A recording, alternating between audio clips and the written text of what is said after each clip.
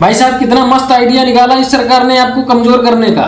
जरा एक बार देखो, सोचो और विचार करो, कहाँ सो रहे हो कि इस उत्तर प्रदेश में 27,000 से ज्यादा प्राइमरी स्कूलों को बंद किया जा रहा है। ये योगी सरकार ने बहुत जल्द ही बंद करने का ऐलान कर दिया है। दोस्तों सबसे बड़ी बात यह है कि जिस स्कूलों में, सरकारी स्कूलों में गरीब किसान मजदूरों के बच्चे पढ़ते थे, वो बेचारे इतने हाई लेवल के तो है नहीं जो प्राइवेट स्कूलों की फीस पर भर पाएंगे और अपने बच्चों को पढ़ा पाएंगे। जिन मजदूरों को 2 वक्त की रोटी कमाने में सुबह से शाम हो जाती है, वो भला अपने बच्चों को क्या पढ़ा पाएंगे।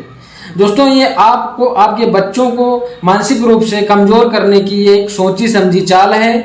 और जब आपके बच्चे मानसिक रूप से कमजोर होंगे तो उन्हें जो पढ़ा दिया जाएगा वही पढ़ जाएंगे। उनको सबसे बड़ी बात यह है, धर्म का झंडा पकड़ाया जाएगा और उनसे नारा लगाया जाएगा और बताया जाएगा कि इसी से तुम्हारा कल्याण होगा। और आप एक दूसरे से लड़ते रहें, एक दूसरे में नफरत पैदा करते रहें और आपका फायदा अच्छी तरह उठा लिया जाएगा।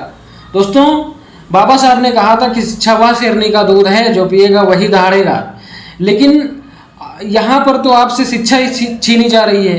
तो सबसे बड़ी बात यह है, जब आपकी शिक्षा ही छीन ली जाएगी, शिक्षा का मतलब होता है आपका अस्तित्व, आपका भविष्य खतरे में है। जब आपके पास शिक्षा ही नहीं रहेगी, भाई गरीब आदमी का सबसे बड़ा साधन यही है शिक्षा।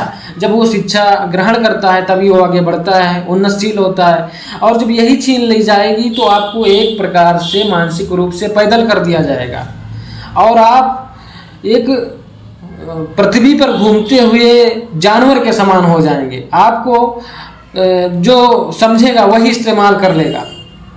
तो दोस्तों इस बात को सोचिए और समझिए और जानिए, और इन सभी चीज़ों को जानना आपके लिए अति आवश्यक है दोस्तों, क्योंकि अभी सन 2027 में यूपी चुनाव आ रहा है।